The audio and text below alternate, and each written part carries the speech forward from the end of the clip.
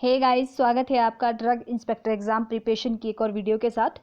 यहाँ पर आपके पूछा जाता है कि आपका जो मिनिमम इंस्टॉलेशन एरिया होता है पाउडर्स के लिए, लिक्विड्स के लिए, सर्जिकल ड्रेसिंग्स के लिए कितना होता है। इसके साथ एसिलरी एरियाज कितना होता है, एडिशनल रूम्स कितने होते हैं, कितना स्क्वायर मीटर में इसका मतलब एरिया होता है।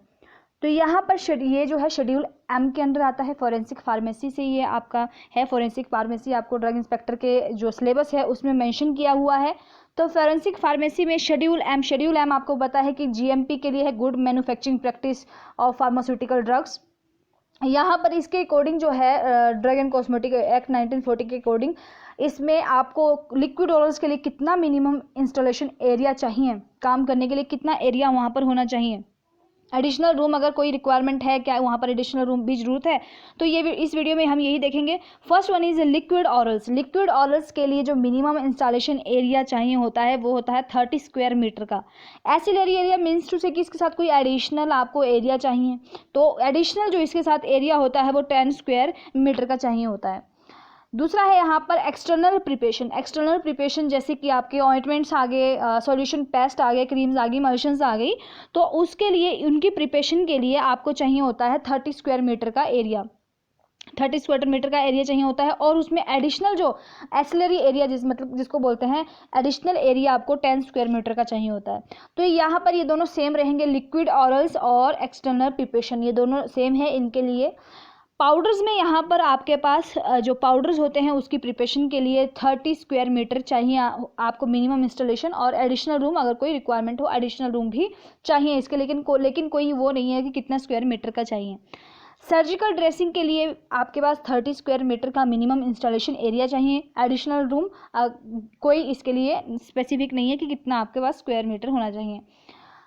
देन आपके पास कैप्सूल और जो ऑप्थेल्मिक प्रिपरेशंस होती हैं, कैप्सूल के लिए आपके पास कैप्सूल ये अलग है यहाँ पर, और रीपैकिंग ऑफ ड्रग ये अलग है। रीपैकिंग ऑफ ड्रग में आपको 30 स्क्वायर मीटर जो है 30 स्क्वायर मीटर का एरिया आपको इंस्टॉलेशन के लिए चाहिए होता है। तो यहाँ पर हम ये अलग ले लीजिए, repacking of drug 30 square metre का इसमें मिनिमम इंस्टॉलेशन एरिया चाहिए होता है। अब और इसमें जो है एसिलरी एरिया रिक्वायर्ड नहीं है, ठीक है, एसिलरी एरिया इसमें रिक्वायर्ड नहीं है। कैप्सूल और ऑप्थेल्मिक प्रिपरेशन के लिए जो मिनिमम इंस्टॉलेशन एरिया होता है वो होता है 25 स्क्वायर मीटर का। दोनों में 25 स्क्वायर मीटर का चाहिए। और कैप्सूल के लिए जो एसिलरी एरिया एडिशनल रूम चाहिए वो 10 स्क्वायर मीटर का चाहिए। लेकिन जो आपके पेंसिलिन हो गए, नॉन पेंसिलिन हो गए, इनके लिए अलग अलग सेक्शन रिक्वायर्ड हैं, ठीक है। इनकी कैप्सूल की प्रिपरेशन के लिए अलग से जो पेंसिलिन है और आपके पेंसिलिन है, नॉन पेंसिलिन है, इनके लिए सेक्शन अलग होना चाहिए।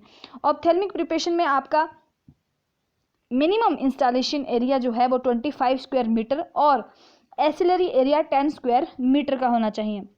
सेरेसीज और स्पोस्ट्रीज का साइज आपको पता है, 2 एडल्ट के लिए 2 होता है, और सेरेसीज और सपोस्ट्रीज के लिए एरिया 25 स्क्वायर मीटर और एडिशनल कोई रूम नहीं रिक्वायर होता है।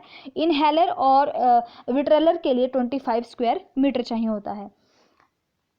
नेक्स्ट है यहाँ पर पेरेंटल प्रिपरेशन, बहुत इंपॉर्टेंट है। पेरेंटल प्रिपरेशन के लिए जो एरिया रिक्वायरमेंट होती है वो काफ़ी ज़्यादा होती है। जो आपके पेरेंटल होती है उनके लिए 150 स्क्वायर मीटर और 100 स्क्वायर मीटर आपको जो है एसिलरी जो एडिशनल रूम होता है उसकी ज़रूरत होती है। लेकिन इसके साथ ये स्मॉल वॉल्यूम इंजेक्टेबल्स होते हैं उनके लिए आपको चाहिए होता है ये 100 स्क्वायर मीटर का एरिया।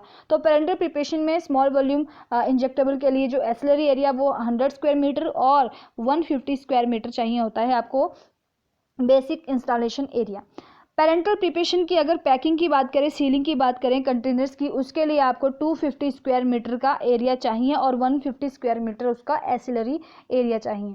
तो यहाँ पर जो है क्वेश्चन पूछा जाता है इनसे, आई होप कि आपको समझ आया होगा। ये आप इसका स्क्रीनशॉट लेकर के इसको एक बार लिख करके भी देख सकते हो। इसमें जो है सिर्फ जो पेरेंटल है उसका एरिया 150 स्क्वायर मीटर है, बाकी आपके जो 30 स्क्वायर मीटर हैं वो अलग हैं।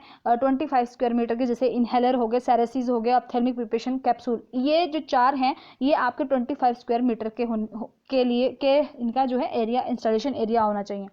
बाकी ऑप्थेल्मिक और आपके कैप्सूल का जो एसिलरी एरिया है वो 10 स्क्वायर मीटर होना चाहिए। पेरेंटल में आपके पास 150 और 100 100 ऑक्सिलरी और 150 इंस्टॉलेशन एरिया। तो thank you so much, keep learning, keep shining guys.